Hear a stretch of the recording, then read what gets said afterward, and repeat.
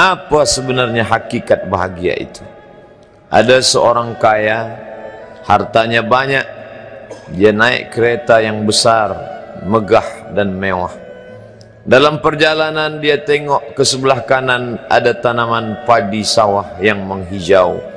Lalu dia pandang ada budak-budak kecil membawakan makanan beserta ibunya menuju pondok di tengah sawah.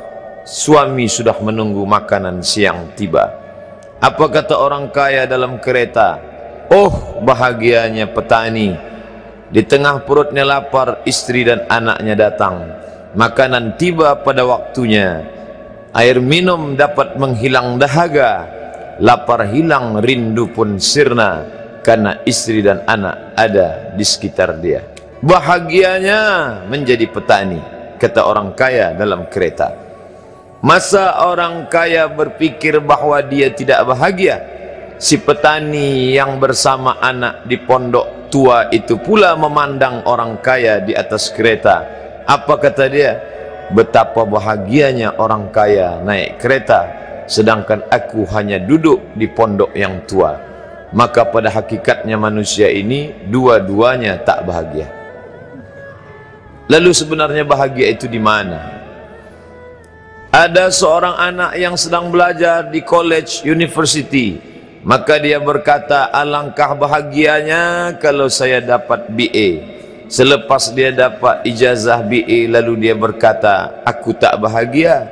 Alangkah indahnya bila dapat master. Manakala dia dapat master, dia berkata, oh, betapa bahagianya kalau dapat PhD. Selepas PhD dia berkata, susahnya PhD, belum juga dapat kerja. Selepas dapat kerja dia berkata, alangkah bahagianya kalau menikah.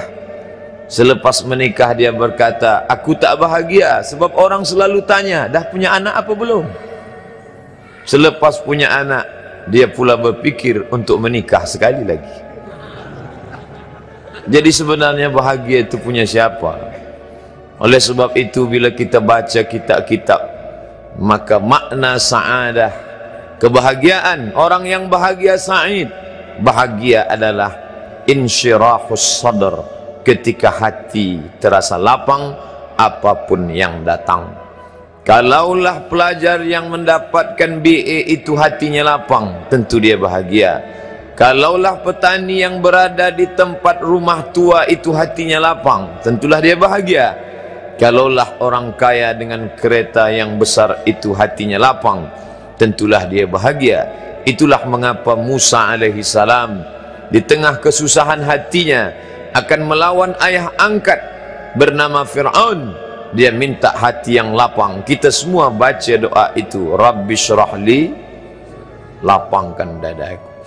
Itulah mengapa kakinya pecah berdarah, giginya patah, pelipisnya pecah meneteskan darah, tapi dia tersenyum bahagia kerana hatinya lapang.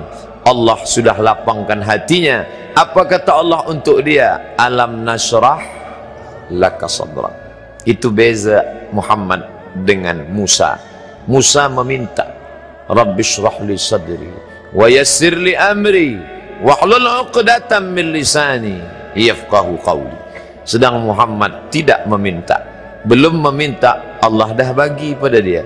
Apa kata Allah? Alam nashrah laka sadrak wa wada'na anka wizrak alladhi anqadha dhahrak wa rafa'na laka dhikrak. Bila kau dalam keadaan susah, dua kali Allah ulang, fa inna ma'al usri yusra, inna ma'al usri yusra.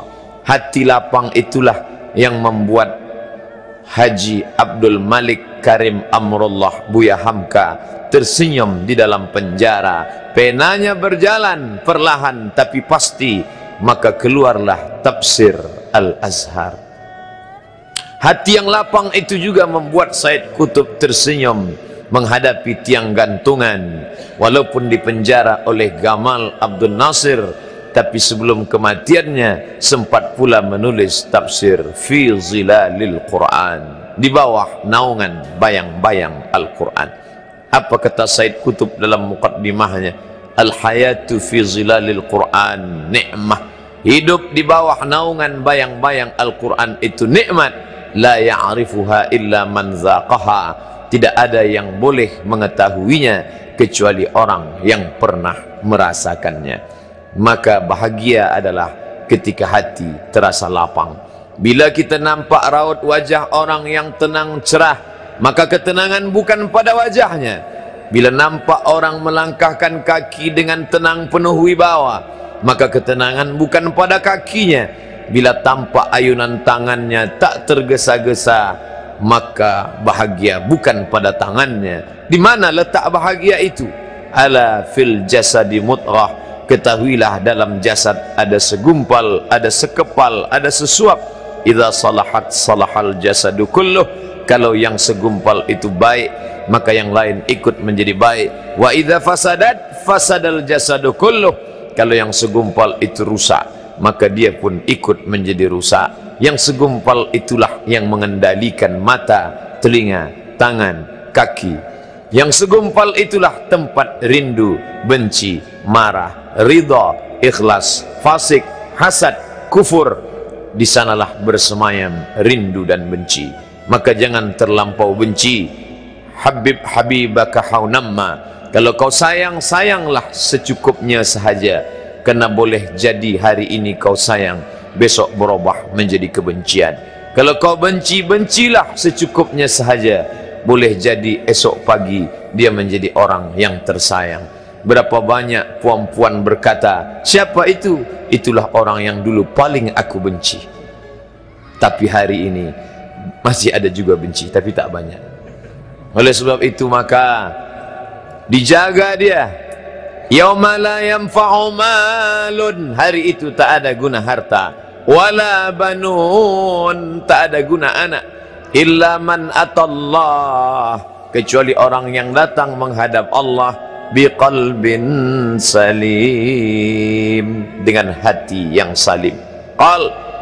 Qaf lam ba, qallaba, berbolak-balik. Qallaba, tidak selamanya bahagia. Kadang pagi hati tenang, petang datang dia pun susah. Kadang pagi hati lapang, petang tiba dia pun gundah. Maka apa yang dapat menolong? Ala bizikrillah, ketahuilah dengan banyak menyebut mengingat Allah, tatma'innul qulub, maka hati akan menjadi lapang. Qalbul mu'min baina asabi'ir rahman, hati orang beriman berada di antara jari jemari kuasa Rahman. Kalau dia hendak, dia balikkan yang senang menjadi susah. Kalau dia berkehendak, yang susah dia balik menjadi lapang. Berapa banyak orang yang tampaknya mungkin kita kata dia susah, tapi dia masih boleh tersenyum. Sebaliknya orang yang menurut pandangan zahir kita cukup segala, makan, pakai, tapi tampaknya kesenangan tak pernah singgah. Apa sebab? Kerana hati milik Allah. Dia ada dalam diri kita, tapi dia bukan punya kita. Lillahi ma fis samawati wa ma fil ard, apa di langit, apa di bumi, milik Allah. Balikkan kepada Allah, dari Allah balik kepada Allah. Assalamualaikum warahmatullahi wabarakatuh. Hai sahabat religiwan semuanya, semoga usia bertambah, istiqomah juga semakin bertambah, amal bertambah, maka bertambah pula kesiapan kita untuk tetap menebar kebaikan. Assalamualaikum warahmatullahi wabarakatuh.